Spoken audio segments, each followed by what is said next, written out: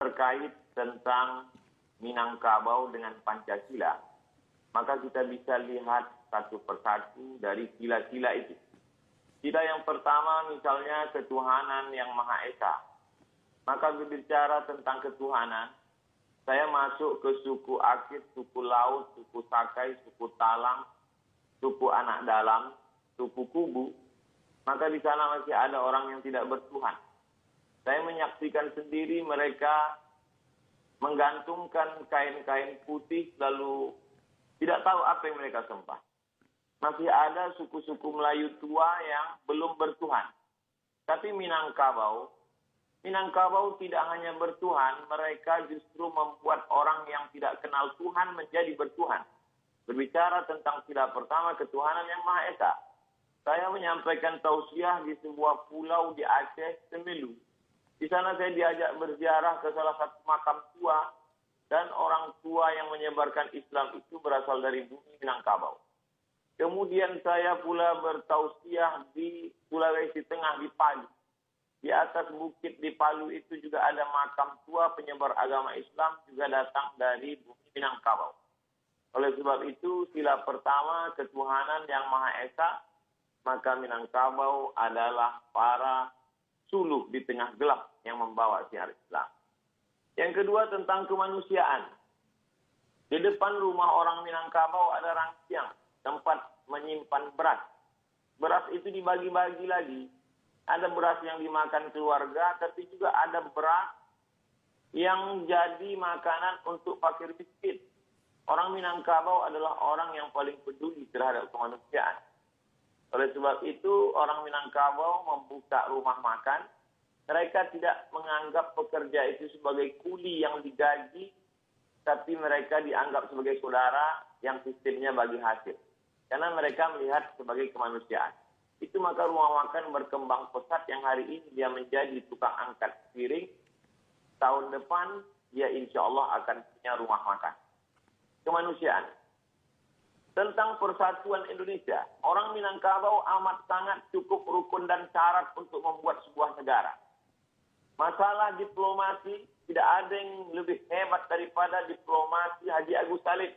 Dia berhadapan dengan orang-orang Belanda, orang-orang Eropa, berbagai macam bahasa dunia dia kuasai. Tentang masalah ekonomi, kita tahu siapa Bapak Koperasi Indonesia. Ialah Bung Hatta. Tentang masalah agama, jangan tanya lagi. Orang Minangkabau, prestasi agamanya bukan tingkat nasional. Tapi dia adalah Imam Masjidil Haram, Syekh Ahmad Khatib Al-Minangkabau. Universitas Al-Azhar dalam sejarah hanya sekali memberikan penghargaan Dr. Honoris Causa kepada seorang ayah yang anaknya juga mendapatkan Honoris Causa. Dia adalah Haji Abdul Malik Karim Amrullah dan ayahnya Abdul Malik Karim Amrullah juga mendapatkan Honoris Causa dari Al-Azhar. Ekonomi, politik, agama, orang Minangkabau punya. Bagaimana dengan tentara? Tentara-tentara Minangkabau tidak dididik di Indonesia. Haji Miskin, Haji Tiobang, Haji Sumani, Tuan Kunan Renceh. Mereka adalah tentara-tentara yang luar biasa. Tapi kemudian mereka tidak membuat negara. Mereka justru menggabungkan diri dengan Negara Kesatuan Republik Indonesia. Karena mereka mengamalkan pengawal Persatuan Indonesia. Tentang masalah musyawarah. Sila yang keempat. Musyawarah, bule ayah dek pambuluh, bule kato dek mufakat. Air itu menjadi bulat kalau dia lalu di pembuluh. Sedangkan kata itu menjadi bulat kalau dia ada musyawarah mufakat. Orang Minangkabau tidak mengambil keputusan sendiri dengan kepalanya sendiri. Dia tahu dia mungkin silap, salah dan lupa. Orang Minangkabau mengenal filosofi tiga tungku sajarangan. Kalau kita memasak ada 3 tungku di sana.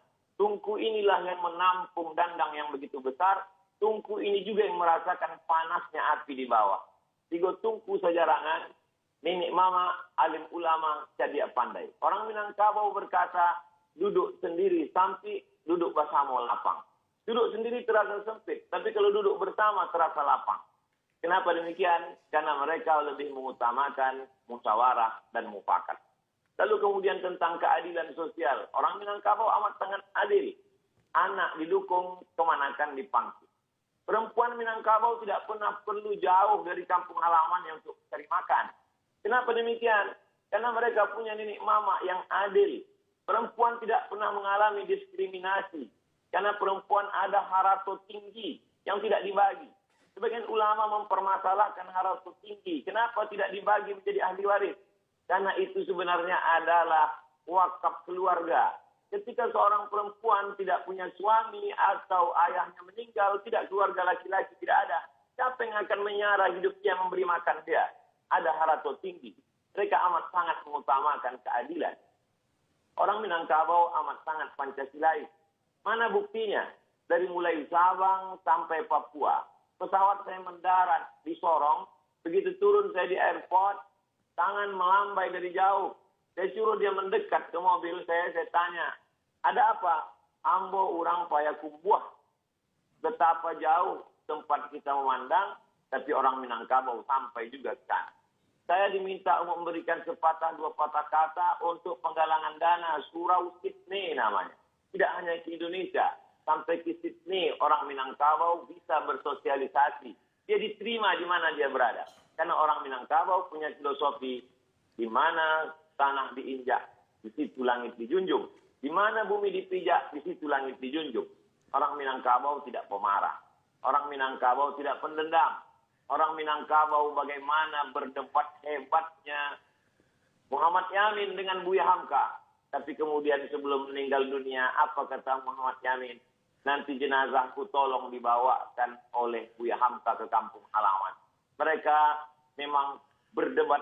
Mereka memang orang-orang yang argumentatif. Tapi hati mereka lembut dan baik. Lalu kemudian 3 tahun, 3 bulan.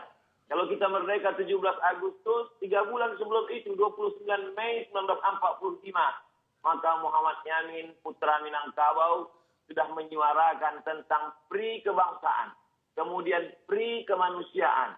Setelah itu lalu kemudian pri ketuhanan, pri kemasyarakatan, lalu kemudian kesejahteraan dan sosial. Jadi embrio pemikiran Pancasila itu berawal bermuara dari Minangkabau. Lalu kemudian barulah disuarakan oleh Bung Karno, lalu kemudian disusun secara rapi dan sistematis oleh 9 orang. Dan di antara 9 orang itu, 3 orangnya adalah Minangkabau.